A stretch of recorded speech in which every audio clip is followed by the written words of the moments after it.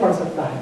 ہاں ایک آیت دوسری آیت کسی کیس کے اندر زیادہ مؤثر ہے، یہ بے شک کوئی شک نہیں، مگر انسان کو کامیاب بنا دینا یا فیل کرا دینا اس کے ہولیے پہ یا اس کے باہر کے اعمال پہ، جیسا کہ آپ بولے کہ نماز پڑھتا اور وہ کبھی یعنی وہ شرکیات کا عمل نہیں کرتا، تو میں آپ کو بول رہا ہوں کوسا بھی جادوگر اپنے برے کاموں کو اور قرآن کی بے حرمتی کو سب کے سامنے نہیں کرتا. وہ شیاطین کے لیے قربت کرتا ہے تو الگ جگہ پہ اختیار کرتا.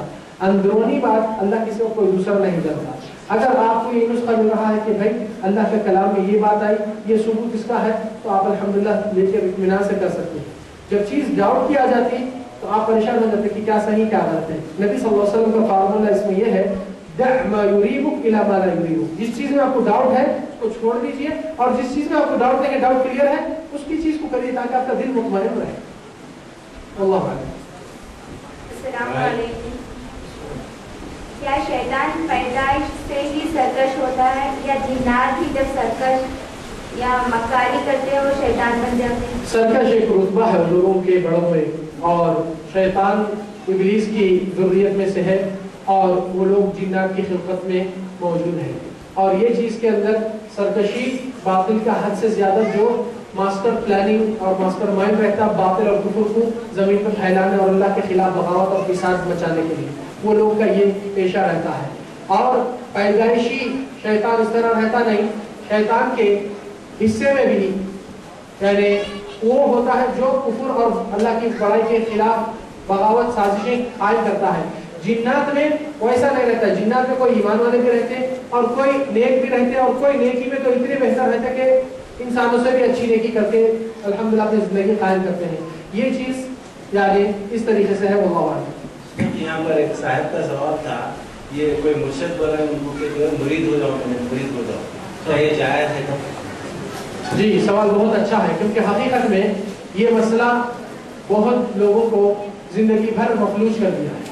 مفلوج مطلب کہ بیماری یا تکلیف یا پریشانی یا غلطی یا غفلت ایک بار ہوتی، مگر ان کی ٹانگ اس میں اڑ گئی تو ختم، زندگی بھر وہی چیز کرنا پڑتا. وجہ اس کی کہ رسول اللہ صلی اللہ علیہ وسلم کی اتباع سے بڑھ کے کسی کی اتباع نہیں ہو سکتی. انسان کی پرستش کرنا نبی سے ہٹ کے یہ تو جائز ہی نہیں قطعاً، کیونکہ لا الہ الا اللہ محمد رسول اللہ، محمد رسول اللہ کے ساتھ کسی اور کا نام نہیں ہے. اگر چاہیے اگر ہونا ہے تو خلفاء راشدین کے نام آتے تھے. نبی صلی اللہ علیہ وسلم جس کی تعریف کرے کہ میرا ایمان کے بعد ابوبکر کا ایمان ساری امت سے بھاری ہے، مگر آج تک ابوبکر کو کوئی ان کے شاگرد بنے نہ ان کے یعنی مرشدی کو کر کے ان کو اپنے وہ بنائے، بلکہ نہ کسی صحابی کا عمل تھا. تو پھر یہ ایک دھوکہ اور فریب ہے کہ لوگوں کو اللہ کی بندگی سے یہ گندگی میں اتار دیتے. ارے بھائی قرآن آپ پڑھ سکتے ہیں، آپ دیکھ سکتے ہیں، مگر یہ لوگ لوگوں کے سامنے دھوکے کی بات پیش کرتے ہیں. کیا قرآن آپ اور ہم سے سمجھ سکتے نہیں؟ یہ تو صرف پہنچے ہوئے لوگ ان کچھ سمجھ میں آتا. ارے بھائی اللہ تعالیٰ ایک آسان کتاب نازل کیا. اللہ تعالیٰ خود بول رہا ہے وَلَقَدْ يَسَّرْنَا الْقُرْآنَ لِلذِّكْرِ، ہم نے قرآن کو آسانی سے پیش کرے. کیا کوئی غور کرنے والا ہے؟ اللہ تعالیٰ بول رہا ہے یہ آسان نہیں، یہ لوگ بولتے نہیں یہ مشکل ہے. تو سوال یہ ہے کہ اللہ تعالیٰ ظلم کرنے والا ہے کہ بندوں کو جو چیز سمجھ میں نہیں آتی وہ نازل کر کے بولتے اس کا ایگزام دو؟ یہ تو دنیا والے بھی نہیں کر سکتے. اللہ تعالیٰ کی تو ذات پاک ہے ظلم سے. تو یہ مریدی اور یہ چیز کا مسئلہ اور بیعت اس طریقے سے لوگ جو لے کر اپنی شاگردی میں اپنے اس میں لے لیتے ہیں، یہ ناجائز اور غلط طریقہ ہے. نہ اسلام سے اس کا کوئی تعلق رہتا ہے، کیونکہ ہماری اتباع اللہ کے نبی صلی اللہ علیہ وسلم سے ہٹ کے کسی اور کو امام نہیں بنا سکتے، اور نہ نبی کے پیچھے چلنے سے کسی اور کے پیچھے جائیں گے. انشاءاللہ جتنے بھی لوگ سوال بھیج رہے ہیں یہاں پر، یہ لوگ کے سوال ایک ہفتے کے بعد سی آئی کی ویب سائٹ پر رہیں گے. آپ لوگ سی آئی کی ویب سائٹ نوٹ کر لیجیے، www.cieindia.org، اور فون پر بھی رابطہ پیدا کر سکتے ہیں. فون نمبر نوٹ کر لیجیے 664997771. بھائی کی طرف سے اگر کوئی سوال ہے تو کریں.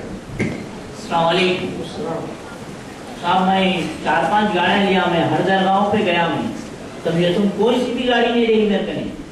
اللہ تعالیٰ آپ کے کاروبار کو ترقی برکت سے دے اور آپ کی پہلے ایمان کی سلامتی محفوظ رکھے، کیونکہ انسان کا تعلق جب اللہ کی بارگاہ سے ہٹ کے انہوں بھی کر سکتے انہوں بھی کر سکتے تو یہاں پر اللہ تعالیٰ کی ساتھ داری ختم ہو جاتی. کیوں؟ کیونکہ اللہ کی بڑائی کرنے کے لیے اللہ تعالیٰ آپ کو پیدا کرا. آپ کا پیسہ اور ہمارا پیسہ اور ان کا بھی سب کا یہ محض ہم اور ہماری ملکیت اللہ کی ہے، اور اس کے خلاف کریں گے تو اللہ تعالیٰ کی رحمت ہٹ جائے گی، اللہ کا سزا اتر جائے گی. تو سزا کو ہم گھیر دینا اپنے ہاتھوں سے غلط ہے. اللہ تعالیٰ سے بس یہ توبہ کیجیے کہ اللہ مجھ کو جو غلطیاں مجھ سے ہوئے مجھے جانے میں نہیں معلوم تھا، تو مجھے معاف فرما دے. اور اللہ تعالیٰ سے یہ بھی امید رکھیں کہ خیر و برکت عنایت فرمانے کے لیے سورہ بقرہ کے بارے میں جو ذکر کیا گیا آپ اس کو بھی لے کے اپنا سکتے ہیں. اللہ تعالیٰ آپ کی زندگی میں خوشحالی لائے اور ایمان کی سلامتی رکھے انشاءاللہ. مولانا یہ کہتے کہ تمہارے زندہ ولی ہے، انشاءاللہ ان سے تمہارے آقا معاملات پورے دور ہو جائیں گے. اچھا ایک بات بتاؤ بھائی، اللہ سبحانہ وتعالیٰ قرآن مجید میں فرمائے کل نفس ذائقۃ الموت، ہر نفس کو موت کا مزہ چکھنے کا ہے. اگر وہ زندہ ہے تو پھر ان کے اوپر جنازے کی نماز کیوں پڑھے؟ آپ کو خود قرار کر لیے کہ مردہ ہو، جنازہ کس کے اوپر پڑھا جاتا ہے؟ تو پھر زندہ کہاں سے رہے؟ بولنے سے زندہ نہیں ہو جاتا. اگر زندہ ہے تو پھر خبر میں کیوں ہوتا ہے؟ اگر زندہ ہے تو پھر اس سے کوئی رپلائی کیوں نہیں ہو رہا؟ اس کی سانس انسان کی زندگی کے اندر لوگ مختلف چیزوں سے ایسے دھوکے کی باتیں، حتیٰ کہ یہ جادوگرہ بھی آج کل لوگ کے سامنے نماز کبھی نہیں پڑھتے، ان سے پوچھیں گے تو وہ لوگ بولتے نہیں بھائی ہم پہنچے ہوئے ہیں، ہم دل کی نماز پڑھتے ہیں. نبی کو اتنا نصیب نہیں ہوا دل کی نماز پڑھنے کا. اللہ تعالیٰ جب تک حیات تھی، بیماری ہے کہ آپ صلی اللہ علیہ وسلم ان کی نماز پڑھتے تھے بخار کی حالت میں، ان کو معاف نہیں ہوئی، ان کو کیسے معاف ہو سکتی؟ تو یہ بہت دھوکے کی باتیں اور دور سے انسان کو گمراہی کی طرف ڈالنے والے ہیں. واللہ اعلم. ایک سوال ہے بہنوں کے پاس سے کوئی سوال ہے تو سوال کریں. السلام علیکم رحمۃ اللہ. یہاں پہ ایک خاتون ہے جن کے رشتے داروں کی گھر میں خود ایک جادوگر ہے، تو کیا احتیاطی لینا چاہیے؟ ان کے گھر میں خود جادوگر ہے. جادوگروں کا مقابلہ ہر جادوگر کے لیے ایک موسیٰ کی لاٹھی موجود رہیں گی، شرط ایمان اور توحید. اللہ تعالیٰ ہر زمانے میں ایمان والوں کو حقیقت میں ایک چھوٹے بچے سے بھی اللہ تعالیٰ کام لے کر باطل کو ظاہر کر سکتا ہے، مگر توحید اور تقویٰ اور اللہ کا خوف اور یہ باطل جتنا بھی کرے گا اس کی چیز اس کے سر پہ گرتے رہیں گی جب بندہ اللہ کو وکیل ٹھہراتا ہے. اور تہجد کی نماز ایک بہت بڑا ہتھیار ہے ایمان والوں کی.